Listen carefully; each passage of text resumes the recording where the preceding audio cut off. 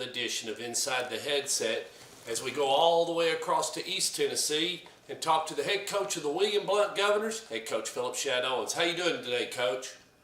Doing great, Stork. How you doing? I'm doing well. Well, you're starting off. What season does this? What season? How many years does it make, Coach? As a head coach, this is number 24. Number 24. Doesn't get old, does it? No, I still enjoy the preparation and enjoy the camaraderie with the kids, and obviously camaraderie in our staff rings, and so I still love it.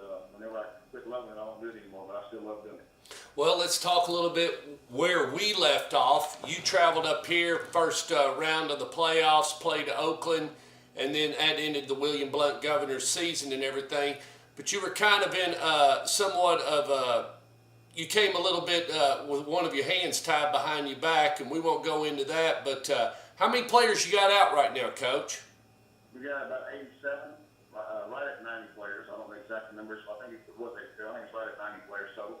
So your numbers are up. It's been a great offseason for us. So your numbers are up. Oh, absolutely, 100%.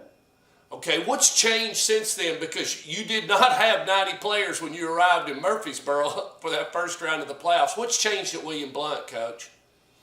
Nothing's really changed. I mean, we had a great group of kids last year that were committed, and we didn't, some that missed practice last year for the Oakland game, but didn't let go with us. Most of them were seniors, and so we came with a bunch of young kids. But we have a fantastic group of seniors this year. It's a small group. It's 10 kids, a very talented junior class, a very hard-working sophomore class, and an unbelievable freshman class that won the East Tennessee State Championship last year, and we kept every one of those kids. And so the future is bright here, and we've had a great off-season, a great preseason as well, and now we're ready to play, and we're ready to strap it up, play football Friday night.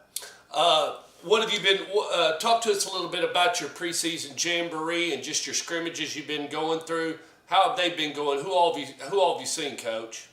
We went against Bearden. We didn't play very well there. We had a young man who played for us last year. He got murdered 2.5 weeks ago, and 2 days before the Bearden scrimmage. And our seniors didn't play that night, and so we didn't really want to cancel the scrimmage. And so that was pretty tough. So we just kind of marked that off the list. We went to Carter and played with Carter, McMinn Central. It rained the entire time, so we stayed there 2.5 hours and probably played 5 minutes. Didn't get much work there, and then we played Maryville in the Jamboree last week, and did some really good things. Started the game, opening drive, went 80 yards on about 5.5 minutes, scored. They did come back and score on us. They ended up beating us, but we played a lot of young kids after the first drive on the other side. So saw a lot of positive things. We just think the future's now, but we also think the future's really bright down the road as well. So can't wait to get it started. We really feel like our kids, they've really made a sacrifice this offseason, and we just changed the bodies. They've really worked hard, and a lot stronger, a lot faster. Most athletic team I've had to been up here by far, it's not even close. And so we feel like we're ready to take a step forward. Logistically, did you add anybody else to your coaching staff or anything as far as the guys that you work with each and every day? Yeah, I've been able to hire some coaches this year, and got a great staff, and not as big a staff as we want, long term, but certainly a great staff today. We're still looking to hire 1 or 2 more in the years to come, but we have a group of guys in this room that are as fun as any group I've ever been around, that work as hard as anybody I've seen in all the years I've done it, and are really committed to being a part of the turnaround here. So, and that took a little time to get all those in, but I feel really good about where we're at the staff. I feel really good about where we're at the program. I mean, the community's excited, our school's excited, and just look forward to Friday night.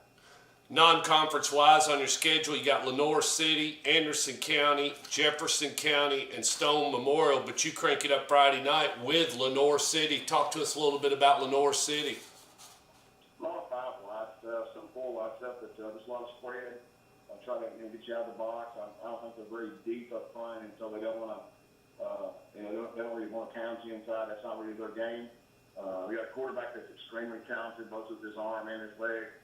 They have 2 receivers that we feel like are really good players, a solid tailback. So weapons that can hurt you, especially when they got 5 wide spread all over the field. So maybe one of those deals, starting the season, you got to make sure you get a line. And that's always the big thing with on defense. That first game of the year, you got to get a line correctly. And we know they'll throw out some other things against us as well. But that's our big thing we've worked on this week. So just make sure you get a line and play sound fundamental football. And if we're able to do that, we feel good about the prospects. But first, big thing for us defensively is getting lined up correctly on Friday night. From an offensive standpoint, we feel like we have a lot of weapons. We got a new quarterback. He's been a backup the last 2 years. He's going to be a junior, a very talented kid. He has a 4.3 GPA. He's crazy smart, 6'1", 180. Really good-looking kid that can throw and run. We have 2 dynamic receivers on the outside. We have a tailback that's a senior, 200 pounds, runs a little bit less than 4'6", and really a talented player. And so we feel like we've made, our skill positions are in good shape, and we feel like it's by far the best offensive line we've had. Certainly in my, going into my 3rd year since I've been here. We're really talented young bunch. Only starting 1 senior in our top 7 rotation there in our line. A couple sophomores, the rest being juniors, and so we feel like those kids have worked in the offseason and got really strong. So we feel like our front is the best we've had since I've been here, and they said the best we've had probably in 7 or 8 years here. One of my favorite parts of the game is special teams. How are you going to look this year, Coach? We have the same kicker, Ron Ballard. He's 3rd year to kick. He's really good. Go extra point kicker. He also does a kickoff, and then we have Nick Up, one of our dynamic receivers that plays that punts for us. And talented, should average 40 plus, as an average. He's really got a talented leg. So we feel good about where our special teams are.